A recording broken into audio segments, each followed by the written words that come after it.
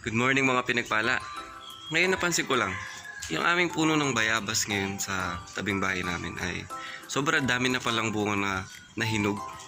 Ito, kagaya nito, ang dami na mga bayabas na bunga niya nahinog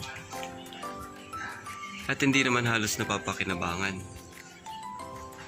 Pero nung namumunga pa lang ito, inisip ko bakit kaya ang tagal mahinog ng mga bunga ito. Sabi pa nga ni Mrs. baka hindi lahat na bibigyan ng nutrients yung mga bunga, kaya hindi agad-agad nahihinog. Pero naisip ko, ngayon na nagsihinugan na sila, ang dami naman nasasayang, kagaya na itong mga to. Ayun o, nabulok lang. Parang naisip ko sa buhay, so, sobrang focus natin sa mga bagay na hindi pa nangyayari.